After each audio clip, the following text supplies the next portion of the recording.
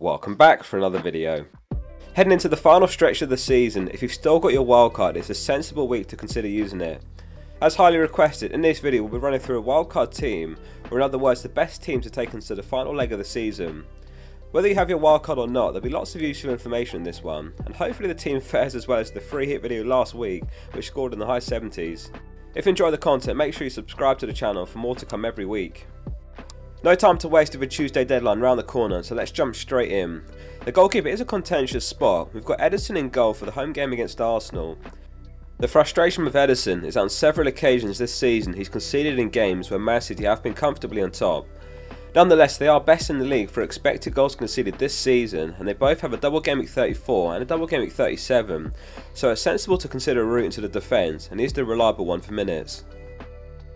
The back three is Trent, Robertson and Trippier, a premium back three. On the bench we do have a Brighton defender who are away to Forest, so if you're reluctant to take on a Liverpool defence doubled up this week, then it's a simple swap in for Robertson. Liverpool have a really good run of games for the rest of the season, including a home double in 34, which is primarily what the wildcard's geared towards, but we do have the doubles in 36 and 37 later as well. We'll pretty much skip over Trippier, who's an obvious pick given the double in 36. We've got the Arsenal fixture in a few weeks, which is the only week you might want to consider benching him given the strength of other defenders in this draft. Other than that, he is a set and forget. Just the one goal conceded against Tottenham, which was a frustration for owners, and Newcastle have kept just one clean sheet in their last 11 games, but there's certainly some clean sheets to come over the final run of games. The midfield is Salah, March, Mitoma, Fernandes and Rashford. It's a stacked midfield. Start with Salah, who is another obvious pick for every wildcard and needs no justification. He's best in the league for expected goal involvement recently, scoring consistently again, and Liverpool's attack looking better again. If you're chasing, then the next 2 weeks are opportunities to consider Salah for captaincy. Man City's schedule is ridiculously busy with 10 games between now and the 28th of May. So Haaland surely sees limited minutes, particularly around the Champions League next to double Gameweek 34. He can't keep scoring in these cameos 45 minutes or so. In fact, in Man City's dominant 3-0 win over Sheffield United in the FA Cup, he played 67 minutes, no goals or assists. March and Mitoma are my two favourite at the Brighton mids. McAllister's a really good pick as well while he's playing in the number 10 role, but there is potential for him to play deeper, which we have seen at times recently. Given they're all pretty much even, I'd back the wingers. Over the last 6 games, amazingly all 3 have taken exactly 10 shots in the box each.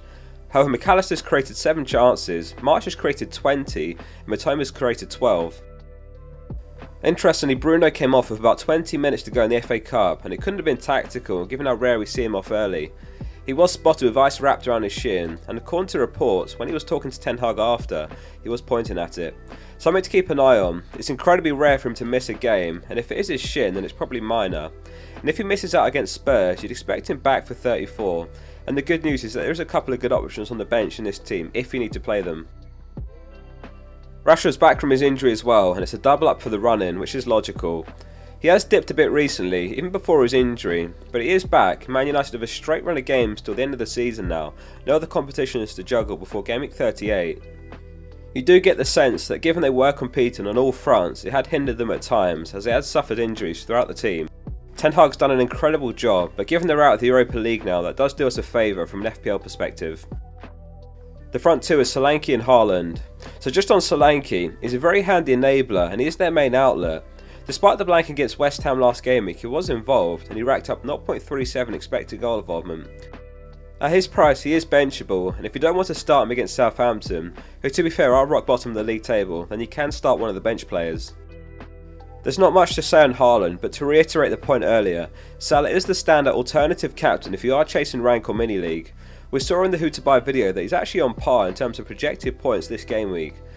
The chances are low, but all it takes is a Haaland blank or a 1 point cameo off the bench if he does sit one out, and a Salah haul to make a massive swing rank wise. On the bench it's Ederson, Dunk, Shaw and Greenwood. You shouldn't need to call on Ederson for the remainder of the season now. Ederson's a set and forget from here. If you do still have your bench boost, then you can juggle a couple of players around here. Ederson to Still for about the same price, and then you'll have to switch Dunk to another defender like Botman, who has a better game in Gameweek 34 and a double in 36. This does also leave Greenwood to sort if you need to bench boost. The best cheap alternative is Edouard for only 5 mil. If you wanted a more expensive striker than Edouard for last on your bench, then Fernandes could become a Man City mid like Grealish, which frees up lots of money. This team only has double Man City, which does leave it flexible. If you prefer a Man City defender to Shaw, then there isn't enough in the bank to go for a Stones or Diaz. Depending on the extent of Ake's injury, Laporte could be one to keep an eye on as well. He missed the FA Cup game, and Laporte's their only left-footed centre-back. And lastly, I've gone for Dunk purely due to the sheer number of games Brighton have left to play. I get the sense that at some point Estupiñán has a chance of sitting one game out before the season's over. He may not, and he does have the upside to make up for it, but Dunk's a nailed secure route into that Brighton defence, and they do have 3 double game weeks. So that wraps up this video. Please drop it a like and make sure you subscribed if you enjoy it. More content to come later today and one more tomorrow before the deadline. See you soon for the next one.